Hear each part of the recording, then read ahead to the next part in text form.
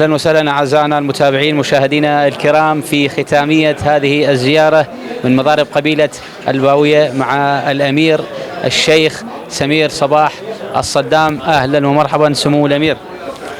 بكم أكثر. الله يحفظك سمو الأمير. كيف وجدت هذا الاستقبال الرهيب وكيف وجدت هذا التجمع بين أبناء عمومتك وأبناء أخوتك قبيلة الباوية؟ بسم الله الرحمن الرحيم وبه نستعين إنه خير ناصر ومعين. بالواقع خليني أقول لك شيء، هذا الواقع لك ولكل من يشاهد هذا البرنامج أم هذا التصوير، هذا الشيء وهذا الاستقبال وهاي الحفاوة والمحبة ما هو شيء جديد إلى هاي الناس، إلى ناس يعني بلد الشغير، وطن الشغير، العراق العزيز، دائما قبلنا اللي وصلوا وعلى طول هاي الحفاوة وهاي المحبة وهذا الاستقبال وهاي الحرارة والأخوة دائما كنا نسمعها من كل ناس اللي وصلت هاي الأرض. ولكن اليوم شفناها لمسناها، والحقيقة اللسان غاصر. ليش؟ ممكن شيء قاعد أشوفه أنه ما أقدر أكمله مثلا بجملة أجاوب عنه. ليش؟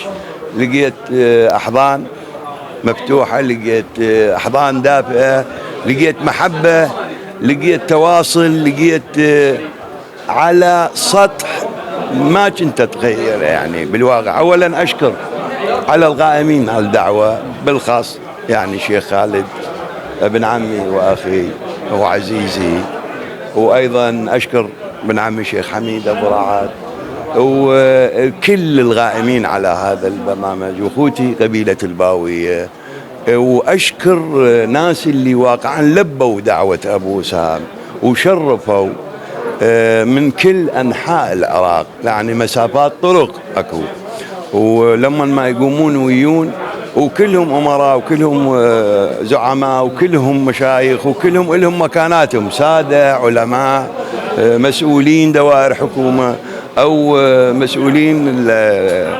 العشائر. بالواقع اللسان غاصر، لأن لما ما يدعي أبو وسام ويلبي الدعوة وهاي المسافة كلها يجيبها. ليش؟ لأن يقول طار علينا ضيف طار علينا أخو. أنا من واحد ما أنا إلا أخو الكل، ولا أقول بس أخوتي، لا، الباوية تاج راسي وأخوتي وقبيلة وربيعة ككل. وأقدم شكري ومحبتي إلى كل من لبى الدعوة وكل من ما قدر يحضر هم أشكره، وإلى ناس ما قدرت أشوفنها.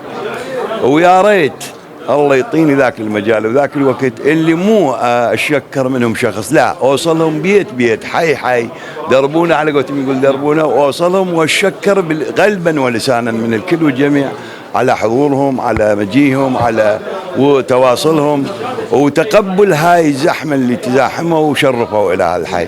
حقيقة على العراق هذا الشيء ما هو جديد، العراق صاحب حضارات وإلى تاريخه وإلى وسمير هم أخوهم طار عليهم من بلد ووطن، أرجوك معنا إلا الأغل من بلد إيران الإسلامي اللي إلى مواقفه مع العراق وإلى وجبته مع العراق قيادة وشعبا وحكومة، وهذا الشيء يمكن ما هو مضموم على العالم ككل وعلى اخوتنا العراقيين والى هسه هم. وايضا هم جايب لكم سلام ومحبه وتحيات من ناس كم من محافظه خوزستان، من ايران الاسلامي، من مسؤولين اللي قائمين على امر ككل.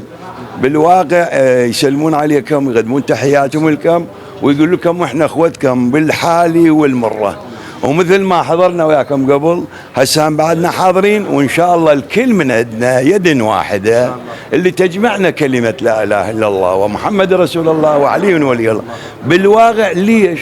ضد العدوان الغاشم، ضد الصهاينه، ضد اللي ما يردون هاي اللمه وما يردون هاي الضحكه وما يردون هاي اللجه، وخاصه بهذا الوقت اللي حاسم. اليوم قضيتنا وحده، قضيه غزه وقضيه فلسطين، اللي كنا نتوحد ونوحد صفوفنا ونوحد كلمتنا.